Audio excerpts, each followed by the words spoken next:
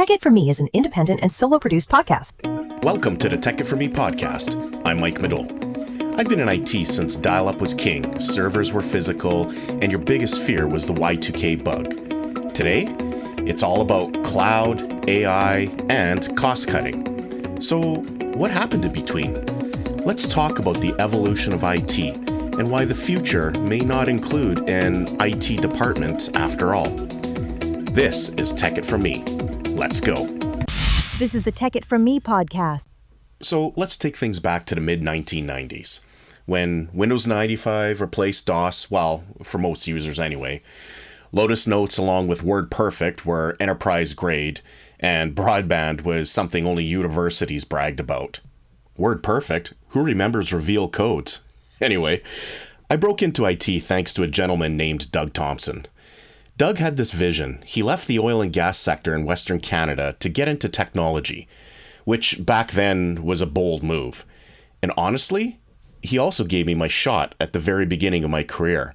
Him and a lady named Roma. My first real-world job was at New Horizons Computer Learning Centers, where I started teaching computer courses. That was my gateway into the industry. Teaching forced me to understand technology deeply. Not just how to use software, but how to explain it to people, how to troubleshoot it, and think through their problems before they even ask the question. From there, I made a move to a company called Shoplex, a kind of online shopping mall before the phrase e-commerce platform was even common. We had big dreams. Shoplex later became Teilhard Technologies, where we shifted to focus on the B2B space. It was my first exposure to the dot-com startup world and everything that came with it. High growth, high pressure, and high risk. We had smart people, big ideas, and all the excitement you'd expect from a startup trying to ride the early internet wave. And then we crashed. Just as quickly as it had taken off, Teilhard folded, a casualty of the dot-com bubble. But you know what? It was one of the best learning experiences of my career. I got a front row seat to what happens when technology and business strategy don't align, or when hype outpaces the value. I was named in lawsuits, I met some very powerful people in government. Back then, IT was all about technical heroism. You were the wizard behind the screen. People didn't know how their systems worked, they just knew they needed you. If you could fix the printer, or remove a computer virus, or untangle an early networking mess, you were a hero. And I think that was the start of something powerful, the realization that technology was going to become foundational, not optional, to how business operates. So as we moved into the 2000s, the role of IT started to shift. The days of floppies and fax machines gave way to Active Directory, Exchange servers, and the explosion of enterprise software. This was the era when IT departments matured. We started seeing real structure, defined roles, service desks, project management offices. We weren't just the computer guys anymore. We were becoming partners to the business. I remember being in the thick of it, doing desktop support one week, managing application upgrades the next, and moonlighting as a server admin when no one else was around. You had to know everything from group policy to ghost imaging. And if something went wrong with the email server, well, that was your Saturday. But there was a subtle, important change happening. IT was no longer just reactive, fixing things when they broke. We were being asked to help optimize, to make things better, not just functional. That meant learning project management skills. It meant mapping processes and documenting systems. It meant attending department meetings and asking, so what are you really trying to solve here? Not just what button didn't work. It was also around this time that ITIL started gaining traction, frameworks and best practices to help us run IT like a service organization. SLAs, incident categories, change control. Some teams embraced it, others just rolled their eyes, but either way, it marked a new maturity level. This was also the rise of the PMO, or the Project Management Office, and IT was right at the heart of it. We weren't just keeping the lights on anymore. We were helping build new capabilities, CRM systems, ERP upgrades, new e-commerce platforms. We started speaking the language of the business. And for those of us who leaned into that, it opened doors. I began to understand that technical ability was no longer enough. If you couldn't connect the dots between what the business wanted and how the technology worked, you'd be left behind. And that shift from support to strategy was the beginning of what I now see as a multi-decade evolution. One that's still happening today. If the 2000s were about structure and maturity, the 2010s kicked off a different kind of shift. One that changed the very identity of the IT department. So let's talk about the rise of cloud, mobility, and outsourcing, three forces that reshaped everything. When cloud computing came on the scene, it didn't just change where our servers lived. It changed how we thought about IT. Instead of racking hardware and patching physical boxes, we started spinning up virtual machines on demand. Instead of managing Exchange and SharePoint in-house, we migrated to Office 365. Instead of maintaining expensive, aging ERP systems, we looked to SaaS-based solutions. IT's role began to shift from builders to brokers, from hands-on doers to vendor managers. And with that came a new kind of complexity. Yeah, things were easier in some ways. No more surprise hardware failures or chasing backup tapes.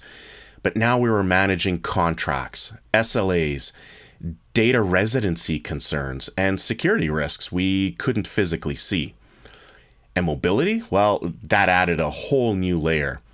Suddenly, users expected to access everything from anywhere. Their phone, their iPads, their laptop at the cottage.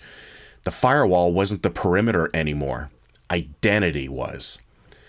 And at the same time, something else was happening. The cost conversation was taking center stage.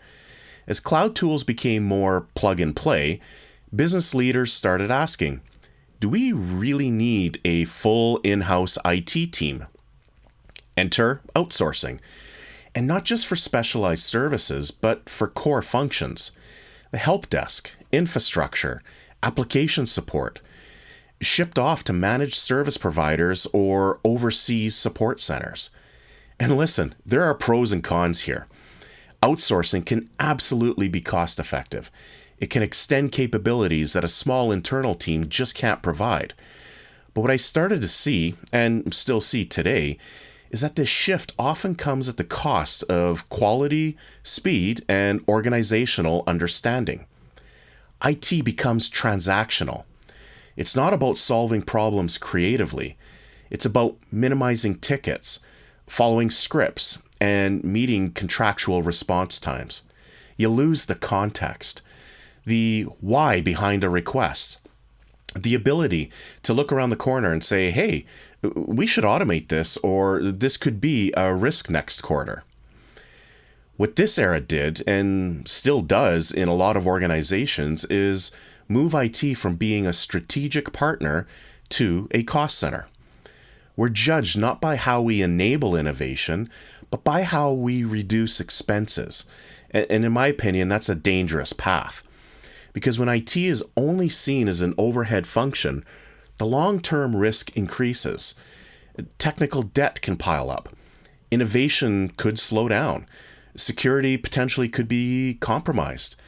And employees get frustrated when tools don't work or they don't evolve. Personally, this was the era where I started to shift into leadership roles and where I saw firsthand how important it was to balance cost with capability.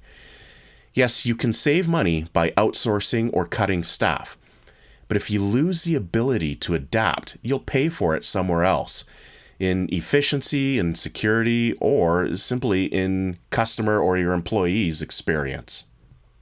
So now we're in the thick of things, the era of AI, or as I prefer to call it, augmented intelligence. Because when I look at how AI is being positioned in organizations today, there's a fundamental misunderstanding. People think it's about replacement. I see it as about enhancement. AI, in its many forms, has started to reshape how IT departments think and operate. We're seeing tools today that write scripts and code in literal seconds. They can summarize documentation and meeting notes. They detect anomalies in networks or security events before a human even logs in.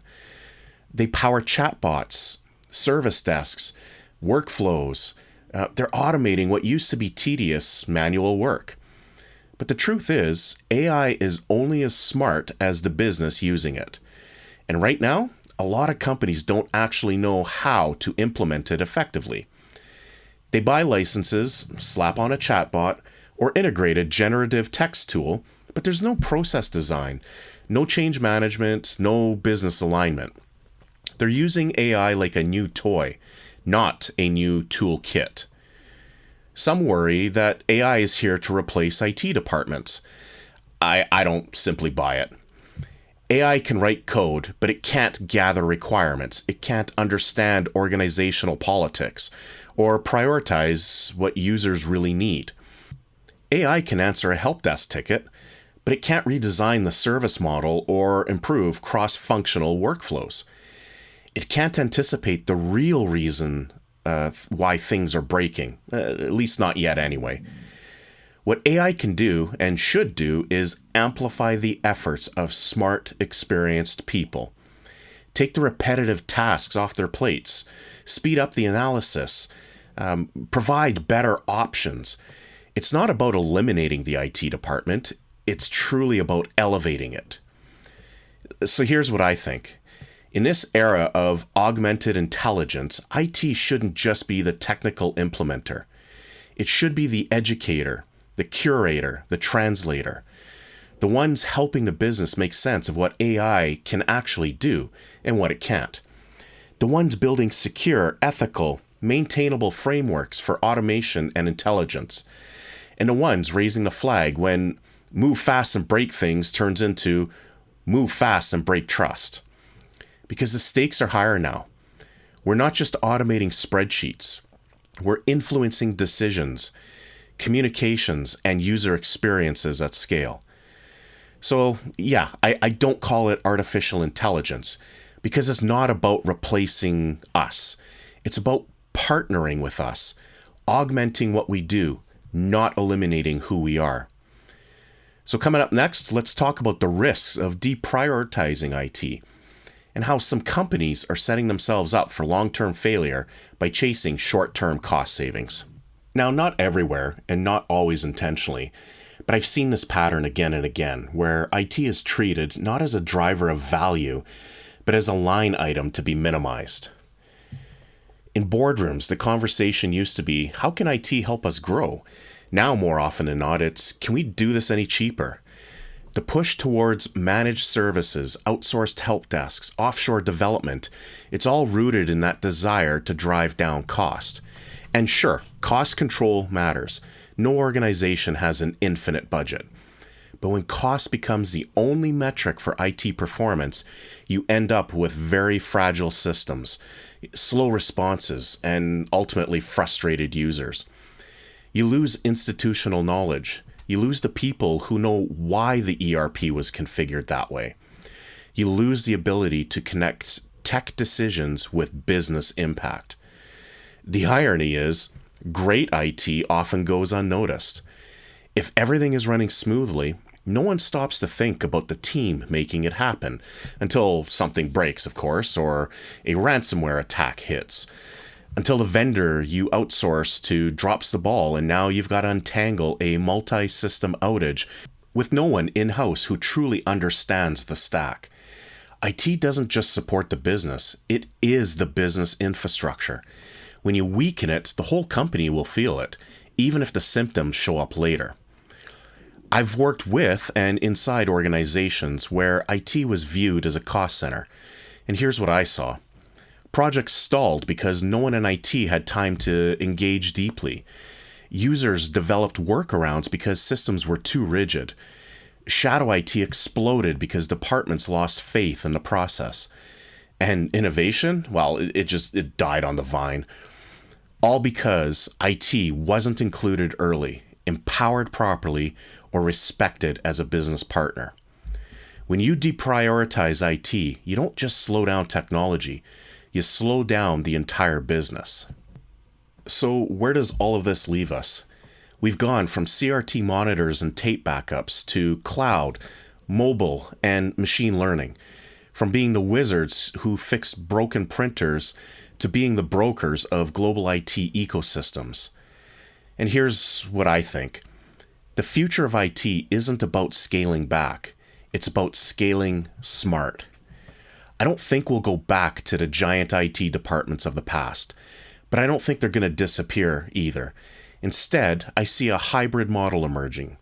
Smaller, strategic internal IT teams focused on business enablement, deep integration with AI tools and automation platforms, strong partnerships with vendors, but ownership and accountability kept in-house. The most successful organizations will be the ones that treat IT not just as a utility, but as a force multiplier, a team that can bridge the gap between business needs and technical possibility. They'll use augmented intelligence not to cut heads, but to boost capability. And they'll free up smart people from mundane tasks and let them focus on creating value. If you're building a career in IT now, or trying to stay relevant in a changing landscape, here's my advice. Don't just learn tools, learn context. Understand why the business needs what it needs. Develop communication skills. Technology is only useful if you can explain it, defend it, and align it. Lean into change. The tech stack is going to evolve, but your ability to adapt is your superpower. And above all, always be curious. Ask why. Ask what's next. Stay in learning mode always, because here's the thing. Technology will keep evolving, but the need for smart, human-centered problem solvers, that's never going to go out of style. From the black and white blinking cursor of my first Texas Instruments TI-99 4A to today's world of LLMs and zero trust, it's been quite a journey. And if there's one constant in the evolution of IT, it's this. We adapt. The tools change. The org charts shift. The budgets shrink and grow.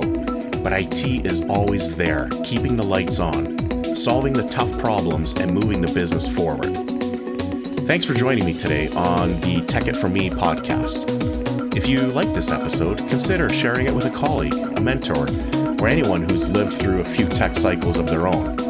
And if you haven't already, please subscribe on Spotify, Apple Podcasts, or wherever you listen. Stay curious, stay sharp, and I'll catch you in the next one. This is the Tech It From Me podcast.